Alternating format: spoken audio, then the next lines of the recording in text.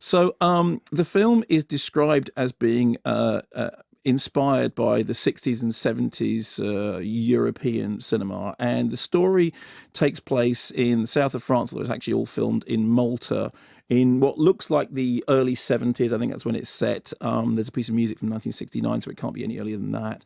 And essentially, it's the story of two very well-to-do people who at the beginning are played by Angelina Jolie Pitt and Brad Jolie Pitt. And it sounds perfect. It does. It works. And at the beginning of the film, they roll up at this very lavish hotel with an incredible view, where they basically take residence in the hotel suite. He is a writer who is blocked, and he has to carry on with his writing, but he can't. It is evident that there is a marital problem between them, that they are estranged. He's given the cold shoulder by his wife, who looks like she's sort of permanently medicated and brooding and hurt and unhappy and very, very distant from him. So therefore he hits the bottle.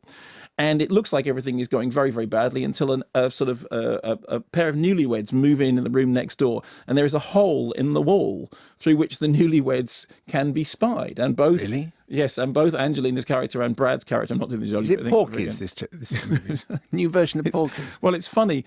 The thing that I thought of and anyway, so basically as a result of this sort of voyeuristic relationship that they have with this couple who sort of kind of embody a lost past that they had, secrets start to come out and blah, blah, blah, blah. So, I wasn't thinking about Porky's. The two things that seemed to be that came to mind for me was when that whole voyeurism thing comes up, you start thinking initially of sort of Comfort of Strangers, that weird thing about a couple fixating on another couple and there's something creepy going on, or you think about Blue Velvet, or you think about Peeping Tom. Unfortunately, those references aren't really the key point. What the writer-director is attempting to do actually is to make something that looks like Antonioni or maybe Bergman. And what would that look like then? Well, it looks an awful lot like people having a quite depressing bad time in a very plush apartment. Now, to be honest about it, I mean, Angelina Jolie, as she was when she made the other films, is an accomplished director. I mean, I didn't think Unbroken was great, but, she in The Land of Blood and Honey, I think it is better. But she does know how to direct. The problem with the film is this, that in order for it to work, you have to be gripped by two things. Firstly, you have to be gripped by the prospect of what the secret that this couple are harbouring is, that is so clearly coming between them. And I have to say that the revelation is both obvious and spectacularly anticlimactic. The second thing is it requires an awful lot of you being fascinated by the sight of these two people having a lot of navel-gazing me time. And there is a part of me that thinks, and I honestly, I went in with a very, very open mind because the film had been dismissed as a vanity project sort of rather casually, and I don't think it is just a vanity project. I don't think that's the case at all, but I think it is a film which asks you to be interested in the relationship problems of two people without giving you a good enough reason to be properly invested in the drama.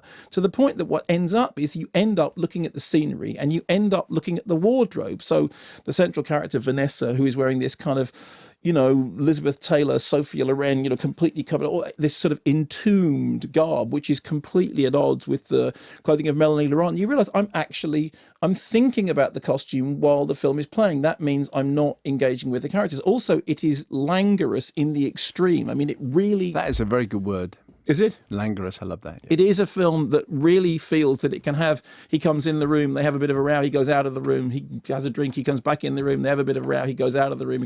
It is one of those films that has a lot of shoe leather. It has a lot of scenes which I think could quite really have benefited from being judiciously trimmed down. So whilst I don't think it is quite the...